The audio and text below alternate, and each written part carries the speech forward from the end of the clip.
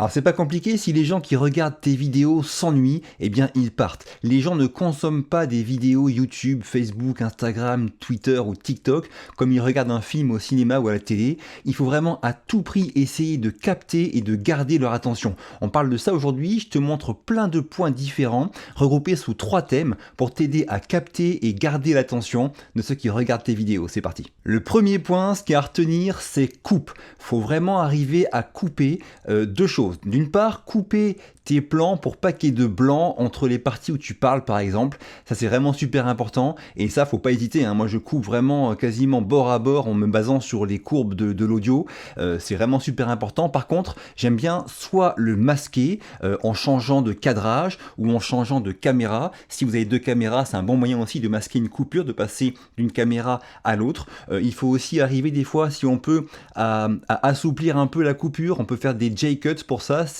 On va couper les 2 plans, mais on va laisser l'audio du plan numéro 2 arriver avant la fin du plan numéro 1 pour un petit peu assouplir au niveau de l'audio et qu'il n'y ait qu'une seule coupure, en fait, pas une coupure à la fois visuelle et auditive, mais que les 2 coupures auditives et visuelles sont un petit peu séparées, ce qui adoucit un petit peu la transition. Après, on peut aussi, moi souvent, je masque mes coupures en utilisant des séquences d'illustration. C'est très fréquent dans mes vidéos, quand je parle et que j'ai un endroit où j'ai bafouillé ou quoi et que je refais, eh bien la coupure que je vais faire, je vais mettre dessus un plan d'illustration, ce qui évite qu'on voit à l'image qu'il y a une coupure.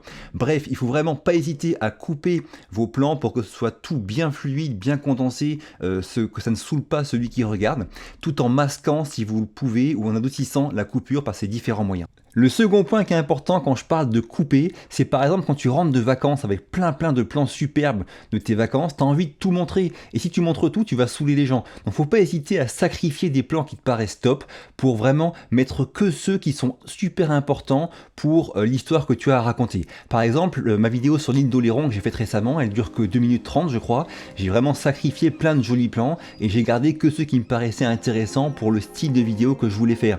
Après les autres, j'en ai plein d'autres, hein. Ils m'ont servi sur Instagram ou TikTok ou comme ça, mais voilà, faut pas hésiter à sacrifier de beaux plans parce que le but principal c'est de ne pas saouler les gens.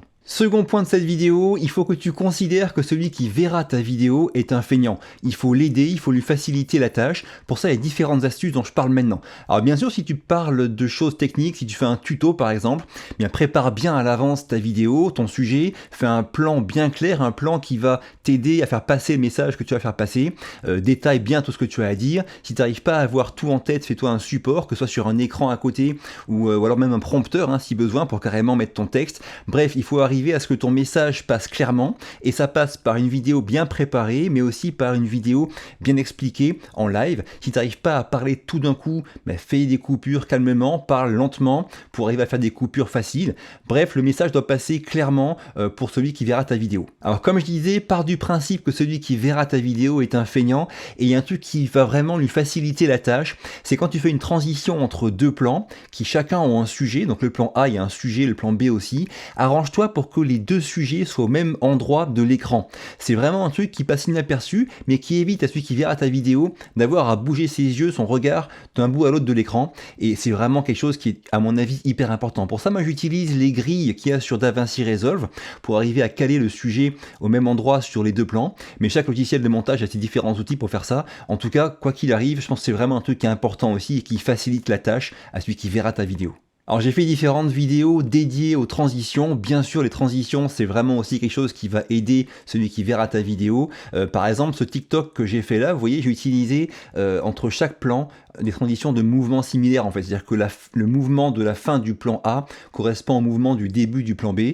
Et tout ce TikTok est conçu comme ça. Ce TikTok, j'ai fait le même aussi en réel, en reel sur Instagram. Il marche très bien et en plus des belles images, la raison principale c'est ça, c'est que les mouvements sont fluides, les transitions sont fluides et ça donne une vraie cohérence à l'ensemble. Alors bien sûr, ces transitions, des fois, elles se réfléchissent, elles se préparent à l'avance pour réfléchir qu'à cet endroit-là, tu feras ce mouvement-là à la fin du plan et qu'à l'endroit différent B, tu feras ce mouvement-là au début du plan pour que les 2 s'enchaînent bien. Mais bon, préparez-le à l'avance si vous avez le temps, c'est un truc aussi qui aide beaucoup celui qui verra ta vidéo. Troisième point qui est hyper important, ceux qui me suivent le savent, j'adore travailler ça de mon côté, c'est le rythme d'une vidéo. Alors mettre du rythme, ça ne veut pas dire que ça soit tout le temps un rythme effréné qui va aussi saouler celui qui verra la vidéo. Mettre du rythme, c'est savoir aussi mettre des temps calmes dans ta vidéo, varier les rythmes, alterner des temps forts et puis des temps calmes. Et pour ça, il y a différentes astuces. Bien sûr, il y a la musique et tout ce qui est effets sonores qui vont servir. J'en ai fait des vidéos dédiées, je vous mets le lien ici vers une vidéo où je parle de tout ce qui est musique et effets sonores. Moi j'utilise Artlist, mais il y a plein d'autres sites qui servent à télécharger des musiques et effets sonores, même des sites gratuits.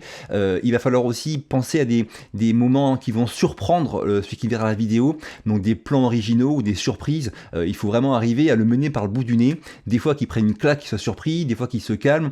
C'est vraiment vous qui allez construire tout ça, et toute la vidéo doit être articulée autour de ces moments forts pour arriver à faire monter la tension avant, la faire baisser après, et c'est vraiment vous qui choisissez ça. C'est vraiment aussi une des choses qui font que j'aime faire de la vidéo, arriver à penser à l'avance et à construire le rythme d'une vidéo, tant au tournage qu'au montage. Alors maintenant, 2 points bonus qui découlent directement des 3 points qu'on vient de voir. Le premier point, c'est que si tu respectes ces 3 points, donc ta vidéo va arriver à capter et garder l'attention de celui qui la verra, eh bien sa durée n'a que très peu d'importance. Souvent on se focalise sur des durées assez courtes, notamment sur YouTube, mais concrètement, si ta vidéo arrive à capter et garder l'attention, la durée n'a pas d'importance. Moi, ma vidéo qui marche le mieux en ce moment sur ma chaîne YouTube, elle dure 41 minutes. C'est aussi ma plus longue vidéo. Pourquoi? Parce que c'est pas 41 minutes de blabla inutile, c'est que des infos super utiles, super intéressantes, bien expliquées, bien préparées, avec de belles illustrations, de belles transitions, et au final, ça marche très très bien. Des gens la voient, la revoient, la recommandent,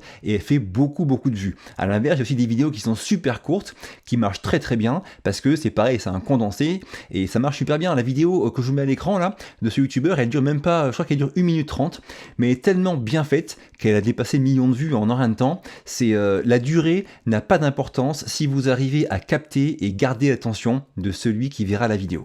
Le second point, ça paraît bête, mais ta vidéo aura beau respecter tout ce que je t'ai dit, capter et garder l'attention, si personne ne clique dessus, personne ne la verra. Donc quoi qu'il arrive, la base c'est la vignette et le titre sur YouTube. Et sur Instagram ou TikTok, c'est l'image de couverture. Donc pensez bien à ça, avoir fait un super boulot pour capter et garder l'attention ne servira à rien si personne ne clique sur votre vidéo. Soignez bien la partie vignette, titre ou photo d'illustration, c'est crucial. J'ai fini pour aujourd'hui. Si ça vous a plu, un petit pouce bleu, dites-moi en commentaire ce que vous en pensez, pensez à vous abonner, ça m'aide beaucoup. Je vous quitte, à très vite, et d'ici là, bougez-vous purée, bougez-vous.